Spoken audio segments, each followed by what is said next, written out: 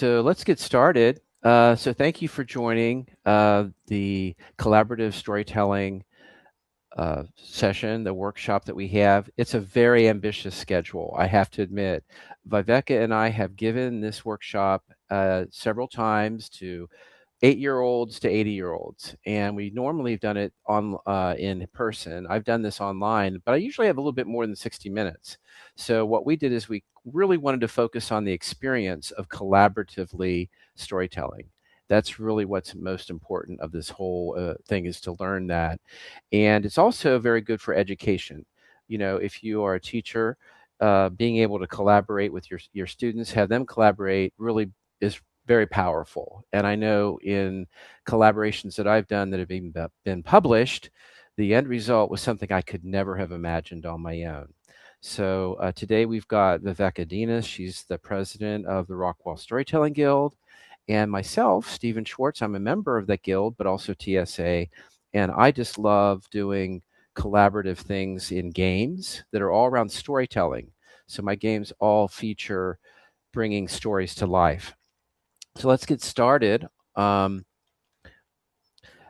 Here's our agenda, basically. Viveka is going to talk a little bit about why we tell stories together, and we're going to introduce you to a really wonderful framework. You know, a framework really doesn't dictate how you do things as much as it provides the scaffolding. So we're going to show you a really fantastic framework for creating stories by scene rather than by sentence. And I know I've used that when I was a speaker this last year to create scenes. And then we're going to dive into scene craft. How do you create individual scenes that are going to help you to create awesome stories? And then we're going to introduce you to kind of a version of that, which you kind of see the theme here called Duat, Last Voyage of the Pharaohs, as a way to have a backdrop or a story starter for that. And then you're going to have 30 minutes to work together in groups of two, maybe three here, to create a three-scene story together. Each one of you will be the author of your own story, of your own scene, but you'll hear what the other person said and use that like in a tandem telling event. Hmm. And so it's really going to be a fun event. If we don't have any more participants than three, we will not need a breakout room. We'll be able to do this live right here, but we were prepared to do that. And then we'll spend a little bit of time on reflection, what you learned. We want to make sure if you want CE credit that you get that. And I guess just the ethos of what we're talking about here is that um, collaboration really reveals new possibilities. If you have ever, when you're a storyteller, having somebody review what you've done or collaborating with somebody is a very powerful tool. Even if you're not an educator and you're just a storyteller or like to work with other people, grandchildren, students, or friends. So, um, is this the one I'm going to do or you? I can't remember. We kind of I'm divide I'm I'm design. starting off, yeah. Okay. So again, thank you all for being here. Normally, we start these workshops by just talking about what is storytelling, but this is an intermediate workshop, so we don't have to do that with this group. With this being specifically about collaborative storytelling, this is going to be interactive. So you're going to contribute. You're going to contribute to our workshop as well. So I'm going to open with the question, what are pros and cons of collaborative storytelling? And if you will just use the chat, or there's a few of us, you can just say what it is that you think would be pros and or cons of collaborative storytelling. And I would encourage you to keep an open mind. We're not just talking folk tales, but just think broadly in terms of the different genres of storytelling. What are pros and cons of collaborative storytelling?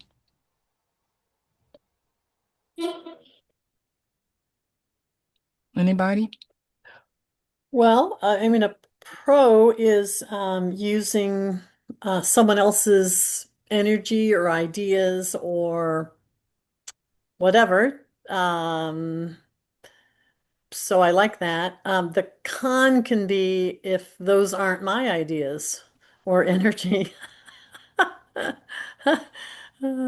Got you. That's absolutely right. Mhm. The broader reach and resources available. Mm. Any other ideas? Pros and cons of collaborative storytelling. And again, think broadly regarding the genres that are available in storytelling. Ooh. I don't know exactly what the definition is yet. This is kind Mhm. of new to me, so I'm kind of they could do it.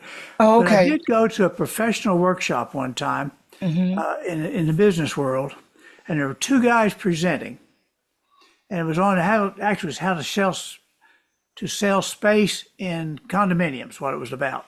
Mm. And they gave this presentation, and they literally melted back and forth, making their points. I'd never seen it. Was one of probably the best presentations I'd ever heard. How they could Hmm. do that, and I don't know if that's collaborative or not, but they sure seem to be collaborating on something. It's like they could pick up each other's thoughts, and Yeah. I think for me that'd be really hard because I just don't know that I think like Yeah. other people. So, Right. I mean, Right. is that kind of a collaborative thing? That absolutely is. So they're each bringing different portions of contributing in different ways to the story. So that absolutely would be collaboration. Any other ideas?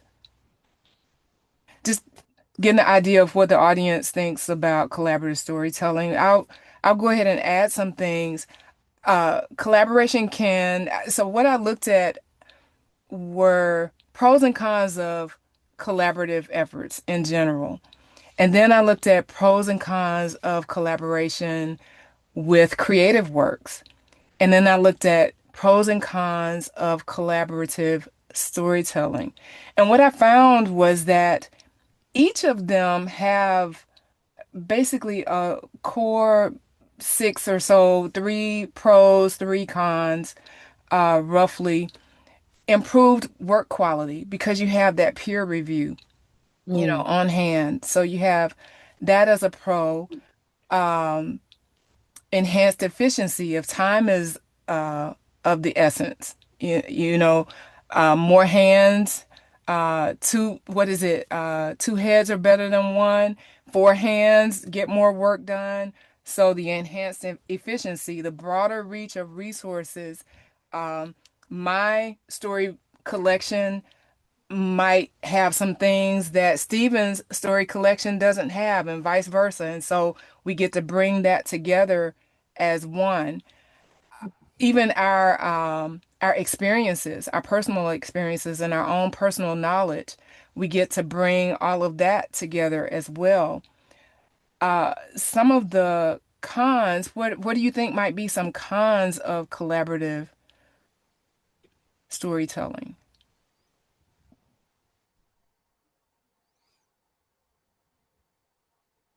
I think Barbara hit a difference of Yeah. opinion on where the story should go, kind of a Right. thing, Barbara right? mentioned that. Mhm. Um, it could be time consuming, the going Mhm. back and forth, um, having different communication styles, between those that are crafting this. Those are things that can hinder the process.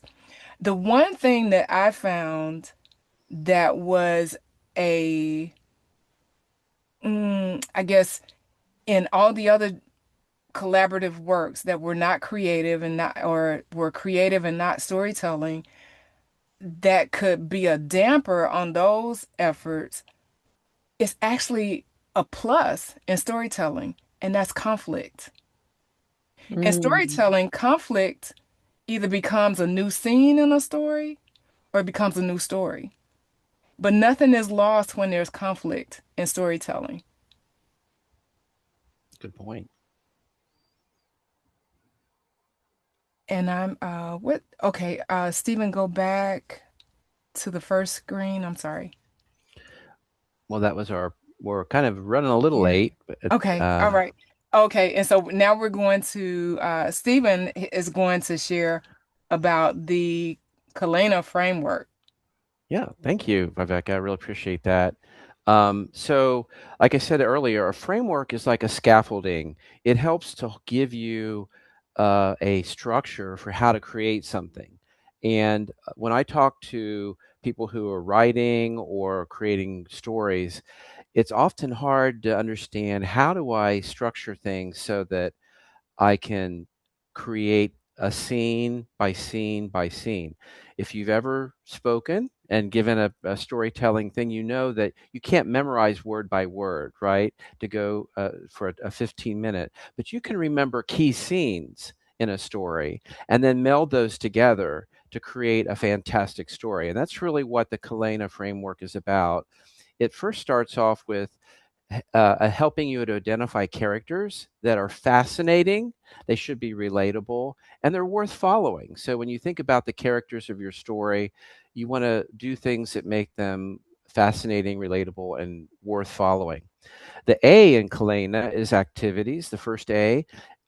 Activities in your story that reveal maybe their desires, their motives, and things that they just can't help doing, even if they're not always good, right?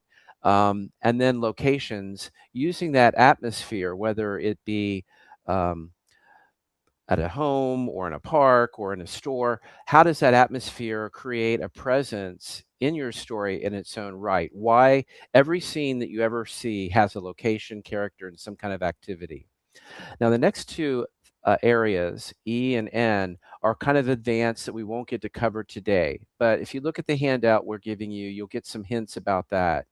The last A is arc, and we all have heard about arcs, where an arc covers from how do you tie these individual scenes together so it creates a satisfying story.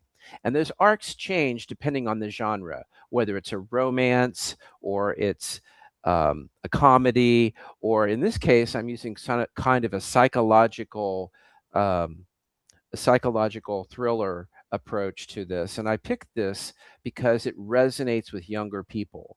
And Viveka and I do a lot of workshops in libraries with young kids, like I said, from 8 years old to teenagers to families. And if you say, oh, this is going to be a psychological thriller, they get really excited because they're more attuned to that structure. So that is the Kalena framework, and you'll get to put that into practice today in the collaborative workshop.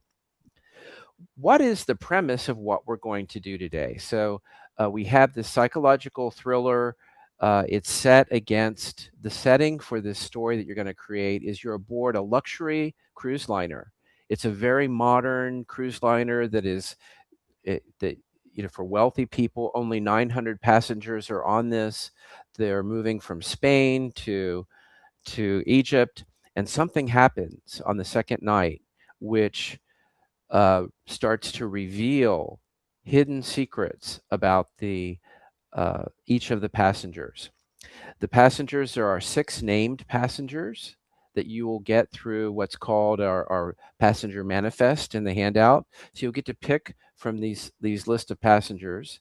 There are 6 locations, right? So this is your characters, your locations, and then we thought to give you enough time, we would do about 3 scenes. Each one of you is going to create a scene. Uh, we'll have a storyteller A, a storyteller B, and since we only have 3 participants today, it looks like, what we'll probably do, correct me if I'm wrong, Viveka, we agreed that the third scene is what the third person would do.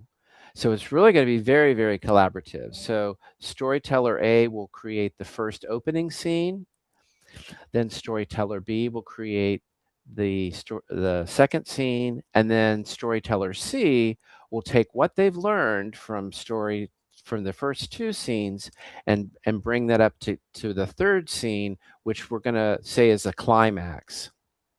Yeah. Now, mhm. Stephen, I'm not sure. Michael is in the room too, and I'm not sure if he's passing through or participating, but if Oh, so, then okay. we have All We right, we have have enough four. for Yeah, two we have enough groups. for 2 rooms. Okay, Mhm. great. So Michael will welcome you to be. I think you participated in a workshop like this in at the Dallas area. Oh, So that's true, right.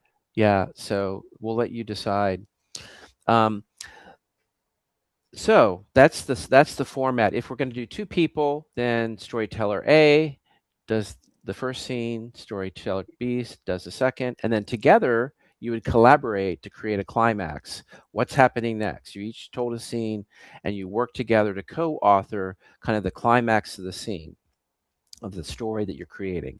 So we want to give you 30 minutes to do that, 2 voices and 1 story, and I'll show you a little bit about how that's going to be done. And I'm a little confused about the other slide where it says, what's the scene? Mm-hmm. It said something about fog coming and the ship doesn't arrive. So Yeah. the ship that we're on, or Mm-hmm. this is a different Yeah. ship, Yeah. the The ship ship that that we're you're on. on is called Okay. the MS Pharos of Alexandria, and you're on this ship, and uh, to add more mystery to the story, you each are going to have. You're actually you're a great straight man for what's next.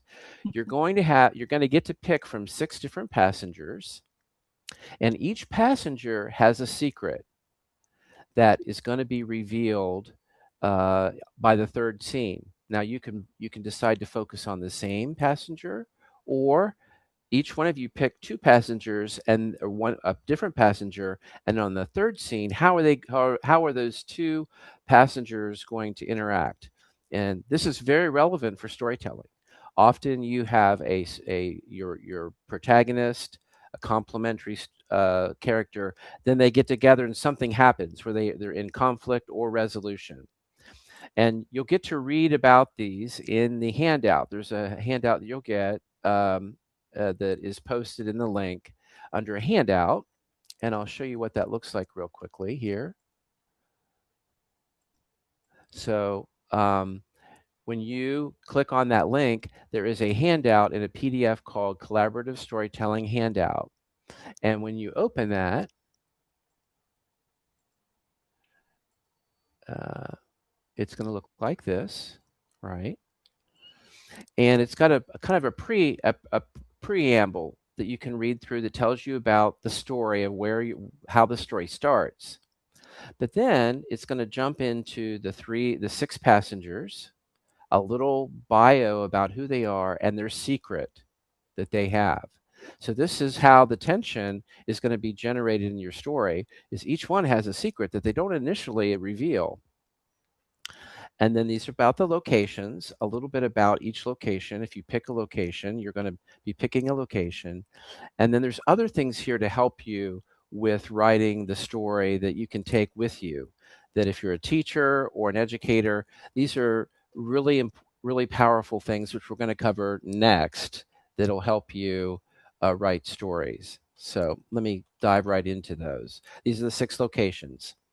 So here are some tips that writers and storytellers have given me and Viveca as over the years that we've been doing this that help them to create scenes. And again, the idea is you're going to create scenes that you want to tie together. One of my favorites on this list is the last one here, the foreshadowing at the end. So you may start your story talking about um, where they're at, but then you want to say something like, and then they left, but they grabbed their notebook. Well, how's that notebook going to be used? It's foreshadowing some event, and that helps to tie into your next scene. You've probably all have done that as intermediate writers and storytellers. You add some foreshadowing that helps lead into your next scene. Another real helpful one here is start late, leave early. So you begin your scene mid-action, like she was arguing with the other passenger. Why are you here? I don't, you look like my sister. I'm not your sister. So there's some argument going on. It immediately grabs the attention of your listener rather than a slow build up that's like, well, it was a nice day and it was foggy outside. That really loses people. But if you start right in the middle of an action and then that resolution, that's beautiful.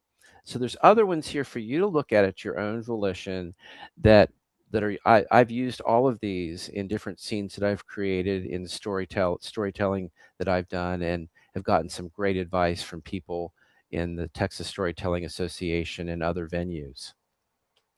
The third thing in the Kalena framework is A for arc. That's the second A. And as I mentioned earlier, every story has an arc or a subplot or a plot structure, I should say. And that can vary by the genre. So whether you're doing a romance or a comedy, or in this case, it's kind of a psychological story of thriller that starts off in unease. Something is not quite right on this ship. And then something becomes exposed about the character or the characters or what's happening. And then there's some conflict that occurs between either both characters, or on the ship, somebody's secret gets revealed, and how they react to that. And then there's a confrontation of the truth. Like, are you really, um, are you really the president of that company that's going to close down this thing? So there's the confronting of the truth, and then what remains.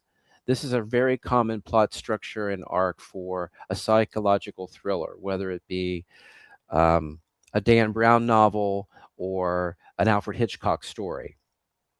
So the three scenes that you're going to create are going to, the first player A, or the first storyteller A, will focus on kind of their scene, setting up something that's a little uneasy. The second one exposing something, and then the third one bringing those together as a climax. And this is also in your handout as well. So let me give you an example of how you could use the handout to do exactly what I said in the very opening scene of your story. So this is my scene arc, some unease, establishing her public face, who she is. Something's a bit off, and this is the character that I picked, Lena Vasic. She's a marine biologist, but her research is not quite that she did to get her fame wasn't what really her own research. And you're going to get three different, remember the Kalena framework, CAL. You're going to pick a character, an activity, and a location from a list. And I'll show you just what that looks like. If you go down in your handout, you can see characters, activities, and locations. So up here it says sheet A. This is your storyteller A, and then below that is storyteller B. You have very different activities, you have very different things to focus on, and very different and some different locations. If you choose to do that, there's a lot of any locations, so you can pick the same, that sort of thing. But these are the three cards that I picked for giving you an example. I picked Lena, and then what she saw, some sort of a transgression that she's going to have to address in the scene. And then I put it at the Lido deck, which is an outdoor on the ship near the pool. And this is how, and in each one of these, there's some advice that you can take. In the Lido deck, you could focus on taste. This is going to challenge you a little bit. How would I use taste? The transgression, and then what she saw. So this is what I created.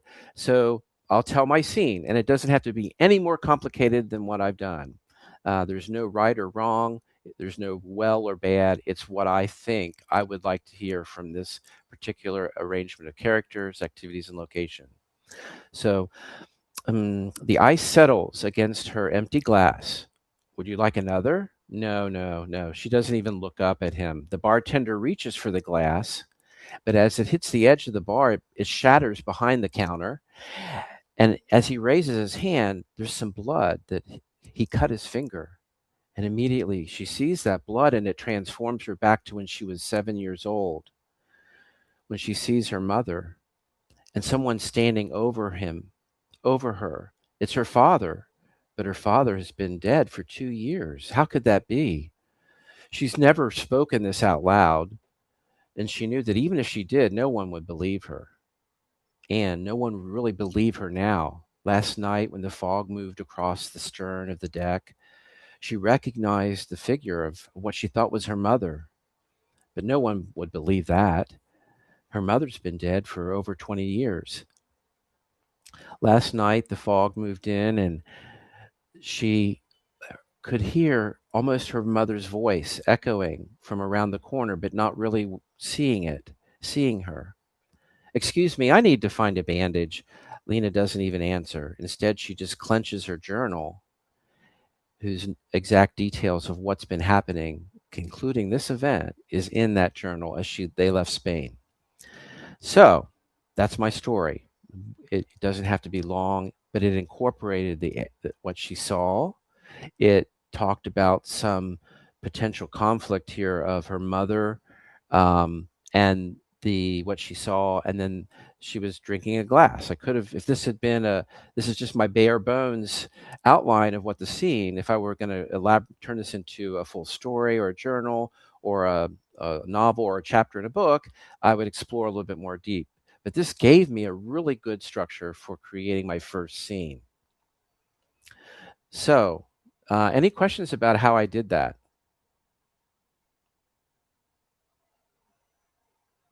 I have a lot of questions, but I don't even know how to voice them, so I'll just keep listening. Okay, no problem. Now I understand. So what you're going to get is, let's go to what the next steps really are when you start to collaborate. And this is where you want to go ahead and download your handout. You're going to pair up with two people, you and another person, and you'll pick who's going to start, do scene one, who's going to do scene two, and then together, after you do that, you'll do scene three together. And you'll each have about 6 minutes to do a scene, and you'll create that scene using one character, one activity, and one location card. And then this is important. You want to give each storyteller their own freedom to create the way they want to create it. There's no boss of this. It's kind of fun to hear what other people come up with. So storyteller L will they'll think about their scene, they'll tell it just like I did, and maybe take some notes as they go along, read it out loud, say it out loud like you're telling a story, and then storyteller B will do the same thing with their scene using one character, one activity, and one location card. Maybe the same character, maybe the same, it'll be a different activity, but maybe now they're going to be doing the second scene. And then together, after you've done those two, think about, well, what do we want to have happen with both characters now? What's the climax of our story that we want to really make the story about? And you'll have this handout, which has the introduction, the passenger manifest, the ship chart, which shows you the locations, and then some advice, and then the two sheets that I just showed you right here, that storyteller A will use this sheet and storyteller B will use the second sheet. And then you'll tell your story. And if you would like, after this, Vivek and I would love to meet you in one of the handout. If you want to even go more detail, we would love to hear the full story if you'd like. But that's in general the process that we'll be following today.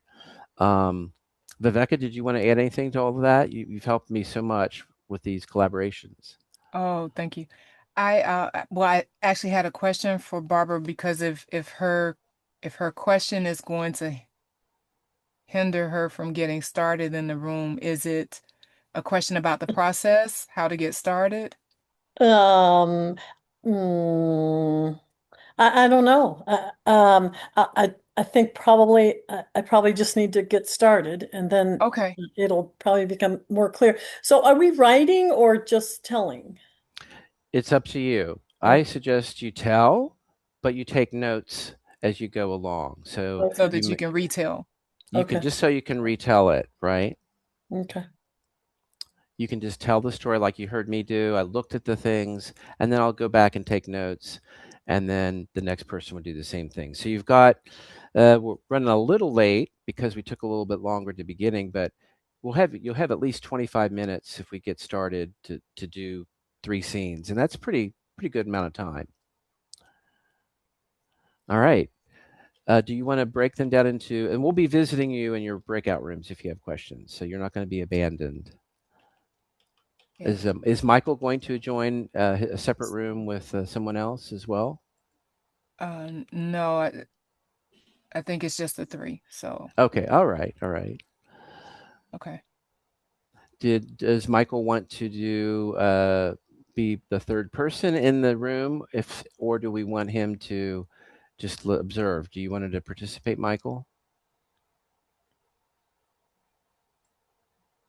Well, what'll He's happen, muted. because I'm not sure that he's close by. So what'll happen, I'll Okay, put the three of them in the room and if they don't get feedback from him, then it'll be the two that okay, communicate. that's fair. All right. And if it's just one room, do we really need a breakout room? That's my No, question. we can stay No. here.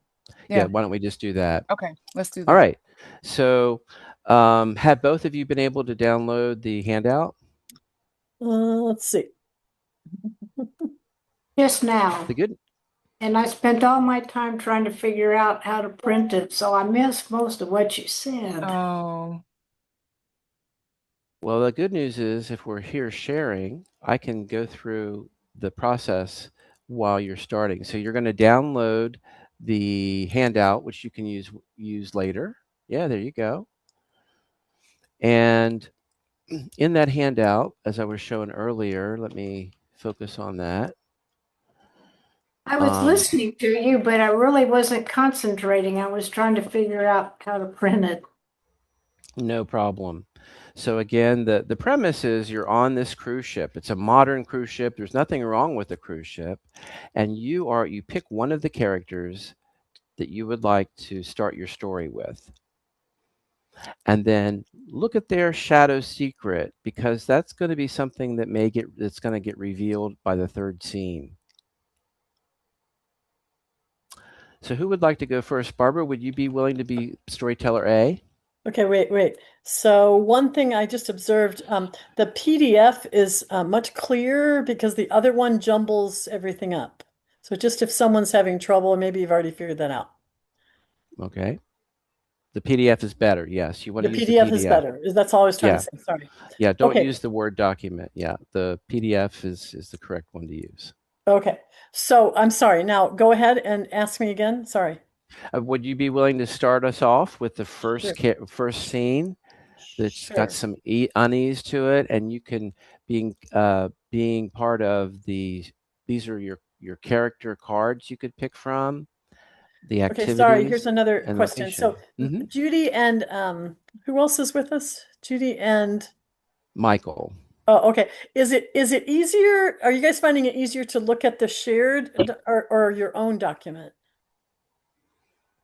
My head's going like this. I'm just asking what are y'all using? Is it easier to use what Steven's got up on the thing or your own? It's I your think call. my own, that's why I have it on paper. I can't see, I've got two, Okay. screens, but I can't read the other one Okay. fast. Yeah. So Judy will be using a sheet B, the very last page of the document, as she's going to pick one character card, one activity, and one location as the foundation for her scene. Okay, so I should be looking at sheet A. Yes, exactly Okay, right. sorry, I was lost. Okay, I got it.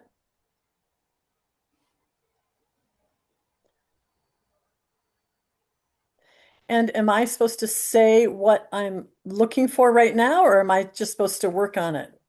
What's the Mhm. It depends on how impromptu you want to be.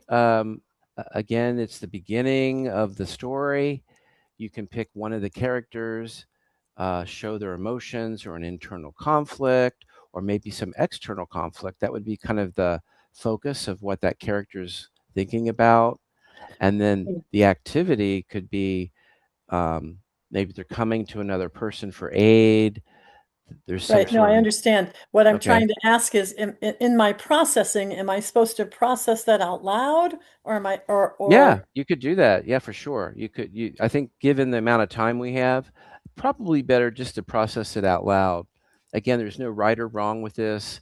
It's not like you're being graded on grammar or anything like that. It's just about using some kind of a framework to help you create a story. and then collaboratively.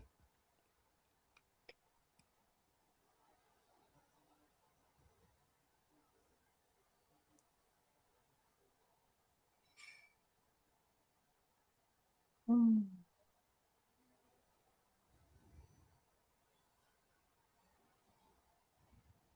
Sorry, are you waiting on me? Yeah, yeah, you're the first scene. I know, I'm sorry. I'm still having trouble reading my uh document. So, okay. Okay.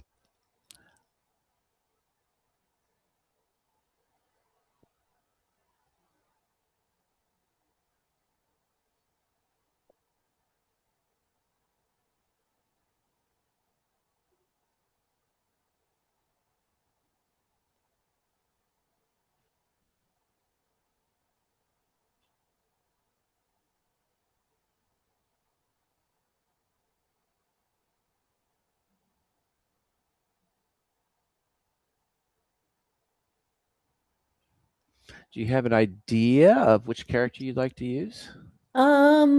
I think I I'll do Valentina Cross.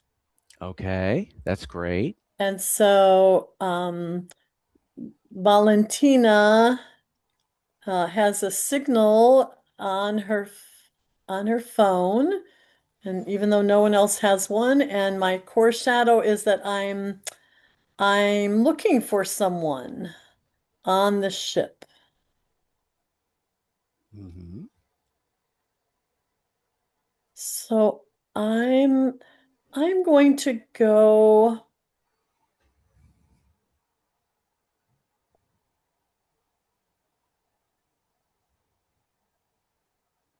mm, Which one of these three character cards kind of speaks to you as the first thing in the CAL thing? Oh, Which, sorry, I was going to the place. I should be going to the CAL one.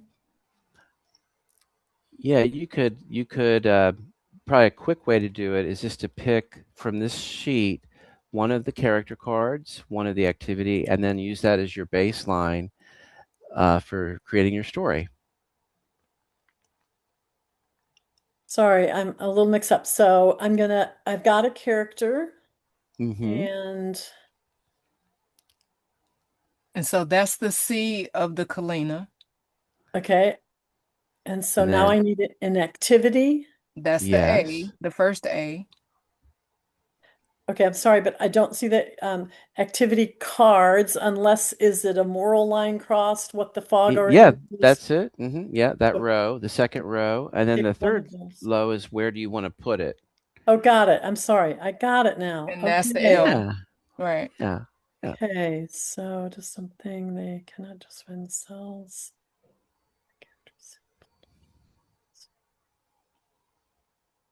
All right. I'm going to do what the fog already knows, which is a fear or a shame, and I'm going to pick an old shame. Um, Neat. I'm sorry, I don't know what the Dowit means. What when it says the Don't Dowit worry is about that for this okay. part of the game. Just think of it Okay. as All right. a awakening of a All right. revelation for So now. I have an Yeah. old shame, and I'm going to um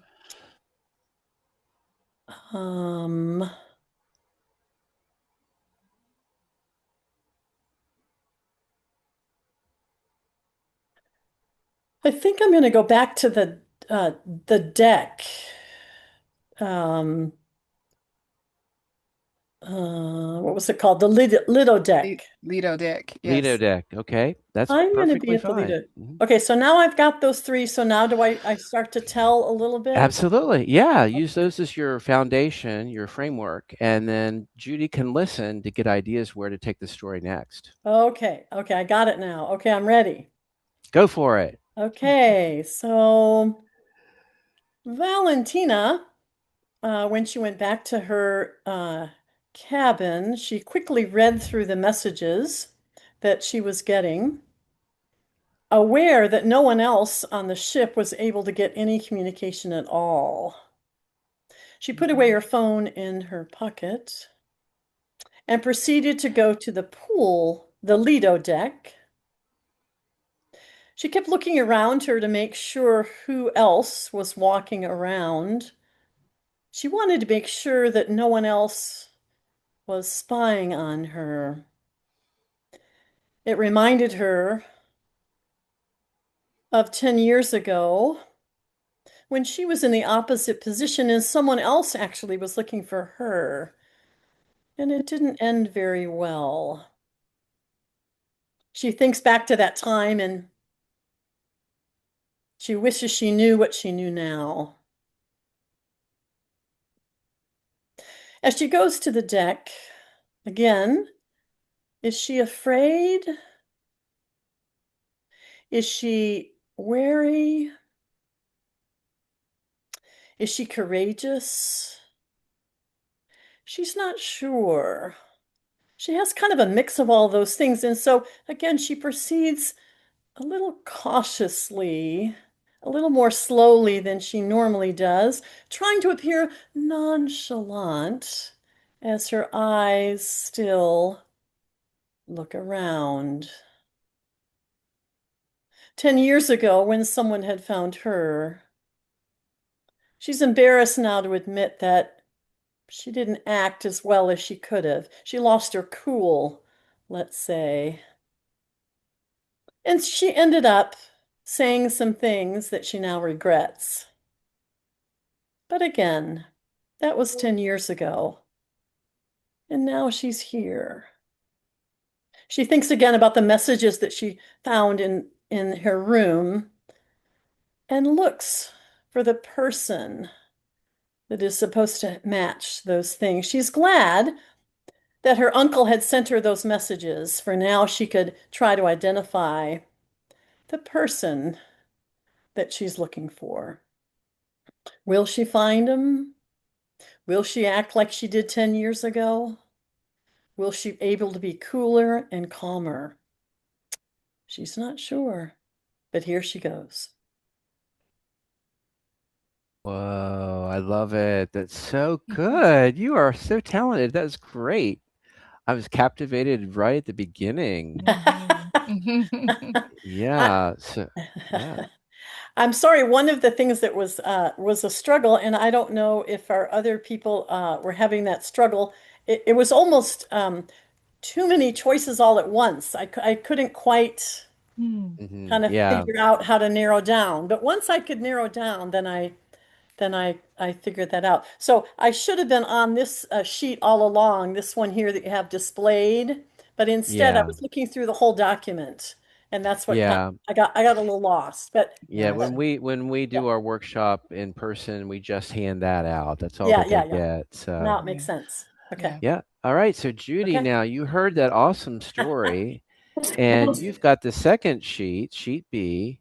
Can you you can use the same character or a different character maybe bumps Sure. into Valerie. It's up Valentina. So it's your turn to start.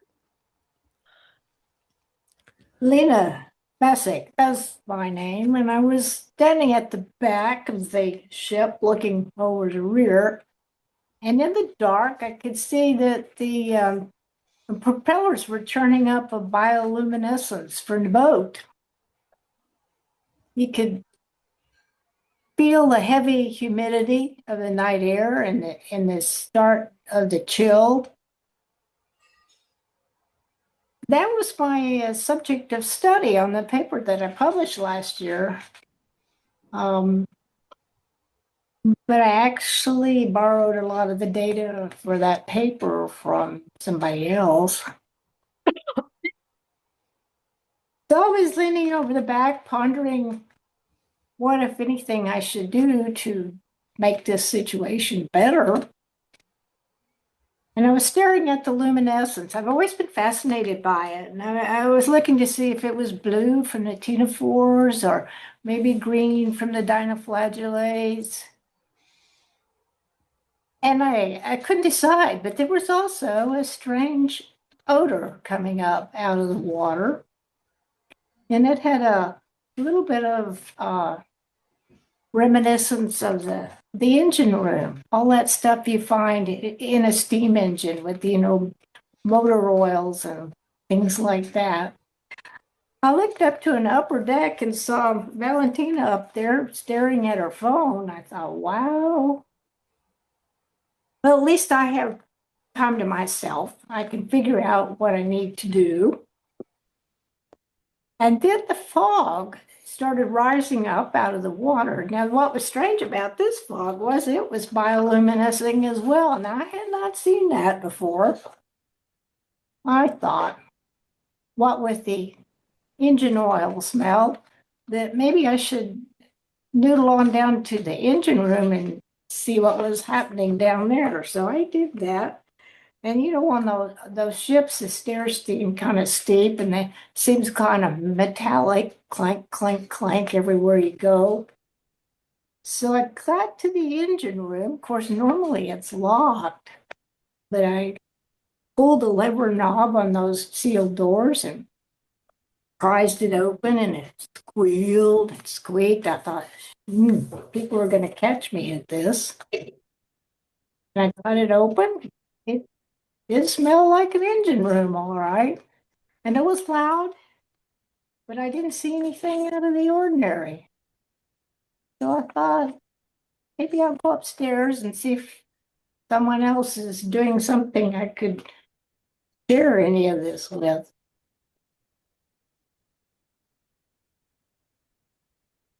Hey, that's awesome. I love it. You were using so many descriptives of the location, and I could your character and your dinoflagellants, or whatever that. Well, that was awesome. I was like really impressed. You're very good, Judy. All right, I now know. now the I was challenge. wondering whether Judy, do you have this type of scientific background already, or oh, so Oh, how that's a prime example fantastic! of, remember when we were talking about the pros and the cons of collaborative storytelling? You're pooling those resources of knowledge, right? Judy had a background that helped support that story. Yeah, it really Here's made the it feel negative, real. though. I was lost in some of that science, so Judy's going to help me. And that's But he- perfect. but Now's here's the but time here's to the thing collaborate. about that though. It's not a negative because you don't have to own anything about her character, right? You just continue to be your character, and as long as you know what your character needs to do, that's all you need to add to the story. You Well, have no responsibility for the other characters. yes and no, but also as I'm listening, I'm trying to concentrate on what is she talking about. So that's what I mean. But I get you. we'll be fine. We'll be It fine. could be a little bit, okay, I Yeah. get you. Okay, now it's the ultimate challenge of collaboration. You both are going to work together. We don't have a whole lot of time, probably maybe 5 minutes. So it might be very quickly for you just to say, what do you think are some ideas for a third scene where maybe the two characters come together, maybe they don't. What would you think of those two? If you read those as two different chapters in a story or a storytelling thing, what would happen next?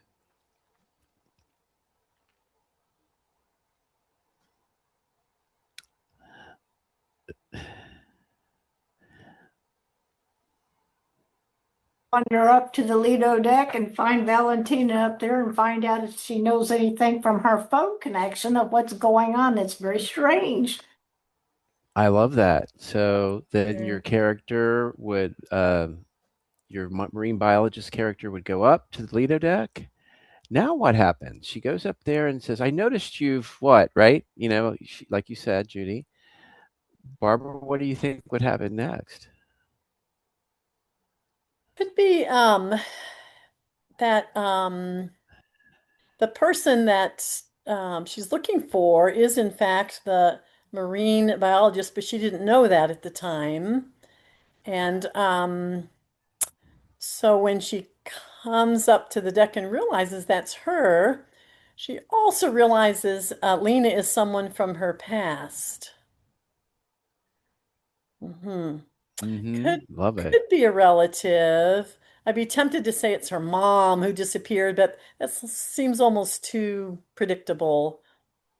She could be her hmm, next door neighbor from the past. She could be a business partner. from the past who escaped with some kind of secret. I'm Or bringing. Valentina could have been a researcher in the past, and it was her data that was stolen by There you Lena. go. That's right. Uh-huh. I love that And because so Mhm. the mistake Valentina made 10 years ago, though, was she had confronted Lena by herself instead of drawing some other people into it, and so Lena escaped. And and and so then Valentina, that what she's ashamed about, or what she's feels shame for, is then her reaction to her bosses, to anyone else involved in the company, was the wrong thing to do. And she eventually accused other people of being involved, and so she didn't get to the end resolution. Awesome. I really love that.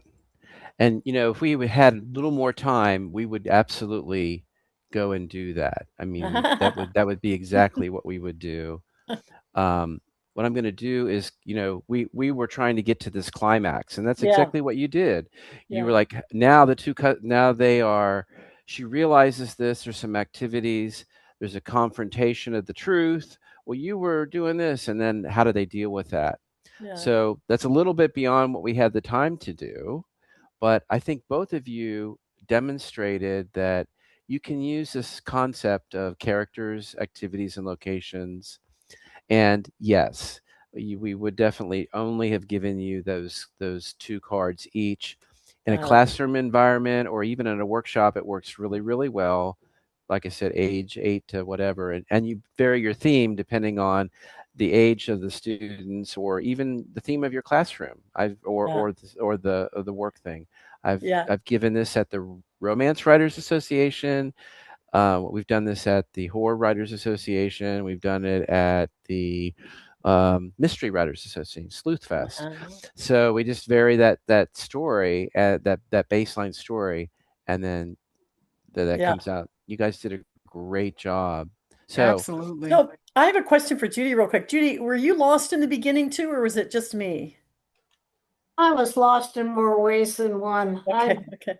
a lot of trouble using Yeah, the now me too. virtual. I really like. I've done that in science meetings, but someone else handles the setup. What I wanted to add comment was we're meeting each other virtually face to face, but some of us know each other. And if you do that before, then the virtual is just about as good, I think, Mhm. for someone you already know. Yeah, no, I The, like it. Yeah. the other thing is, I didn't know what collaborative storytelling was. And I've tried to use storytelling to share science stories. Mhm. And I thought, well, a lot of science stories you have say two positions on whether it's this thing or that thing. Uh, it- my specialty really is the composition of the solar wind. So you have arguments over what's the nitrogen isotope composition of the sun. Don't need to worry about that. But two, if you have two conflicting points, I was thinking collaborative storytelling, switching back and forth, you could somehow tell a story from the both points of view and hmm maybe yeah, illuminate what the issue is and let people have a better feel for what the debate is all about. yeah, you I certainly could like do that. that. Your story starter would be very different, right? It Mhm. may be set up in where they're trying to figure out how to save the earth, right? Yeah. And there's different approaches to that. Hey, Judy, So, make sure uh, you check out session 3, Judy, because that's about science. All right, Fran. Yeah, Ah, she's good. She's very good. Okay. And just for my clarification, was the primary confusion or you're not feeling clear on it because of the information that was before you got to the character? Okay. so Yeah. So so as I as he think, said, we normally only give yeah, those latter sheets and then that's we what I just would talk suggest. about, what you actually had in your packet. So, And part of it is because it's virtual. So that's part of it. I can't flip back and forth. mm-hmm. I can't do that. So I mhm. couldn't constantly couldn't find the page I was supposed to be on.